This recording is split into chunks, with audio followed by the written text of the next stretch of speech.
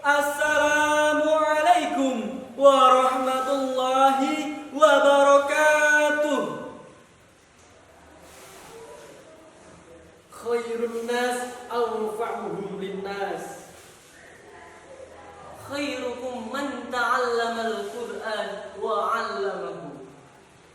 Ma a'jaba liman qala fil Qur'anil 'azim.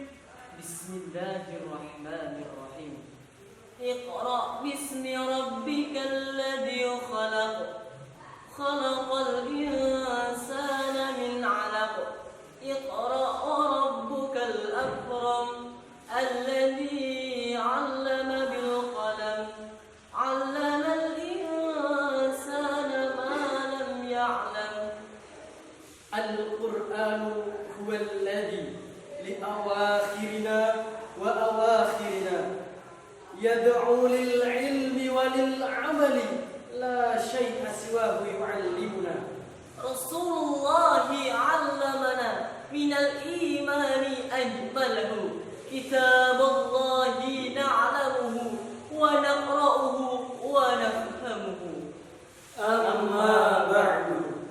Ayyuhal hafdul karim, subhana man mala'al wujuda adillatan liyaluha ma akhfa bima abada. Subhana man dhaharal jami'a binurihim fi yara asya'a min safa. Subhana man imtahana ibadahul muttaqin liyudhhirahu mahabbatan.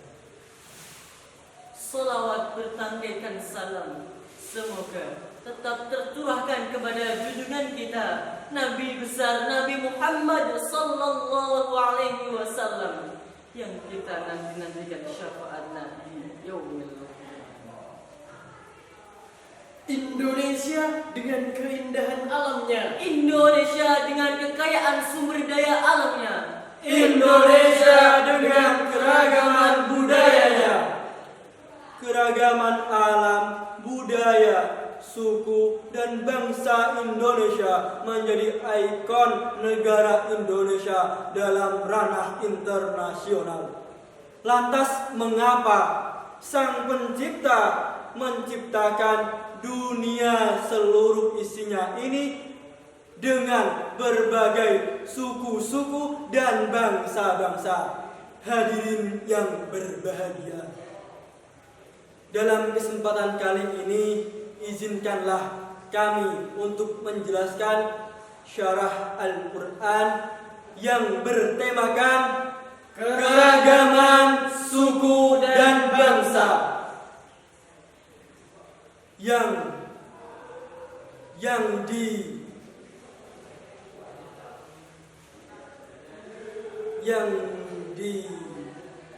dinukil dari Quran surah Al-Hujurat ayat 13 yang berbunyi, A'udzu billahi minasy syaithanir rajim.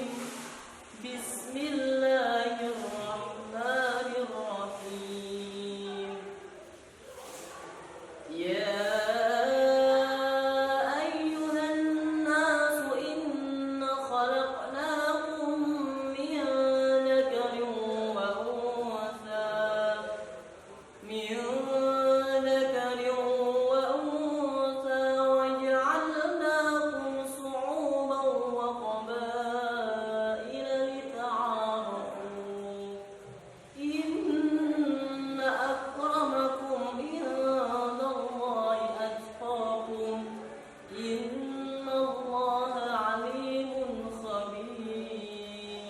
Aku berlindung kepada Allah dari godaan setan yang terkutuk dengan menyebut nama Allah yang Maha Pengasih lagi Maha Penyayang. Wahai manusia, sesungguhnya kami telah menciptakan kamu bersuku-suku dan berbangsa-bangsa, dan kami jadikan kamu dari laki-laki dan perempuan. Sesungguhnya yang paling mulia di antara kamu di sisi Allah adalah orang yang paling bertakwa. Sesungguhnya Allah Maha mengetahui lagi Maha teliti. diintisarikan dari Ibnu Katsir, Tafsir fi Zilalil Quran, Tafsir Al-Azhar, Tafsir Al-Munir, dan Tafsir Al-Misbah. Melalui ayat Al-Quran tersebut, Al-Quran surah Al-Hujurat ayat 13, bahwasanya Allah Subhanahu wa taala menegaskan sesungguhnya kita umat manusia berasal dari satu kesatuan, berasal dari asal yang sama, dari keturunan yang sama, dari nenek moyang yang sama. Dari manakah itu wahai saudaraku? Yakni dari beliau Nabi Adam alaihi salam dan Siti Hawa. Sesungguhnya tiada beda di antara kita di mata Sang Rabb yang maha suci, yang maha tinggi, dan maha menciptakan dunia seisinya, melainkan rasa iman dan takwa kita terhadapnya kepada Allah Subhanahu wa taala. Sebagaimana telah disabdakan oleh beliau baginda Nabi kita Nabi Muhammad sallallahu alaihi wasallam dalam hadisnya yang artinya, sesungguhnya Allah tidak memandang kalian dalam segi rupa maupun harta, melainkan Allah Subhanahu wa taala memandang kalian dari segi hati dan amal perbuatan kalian. Hadis riwayat Tirmidzi. Hadis riwayat Muslim. Maka dari itu saudaraku sekalian, janganlah kalian mempersalahgunakan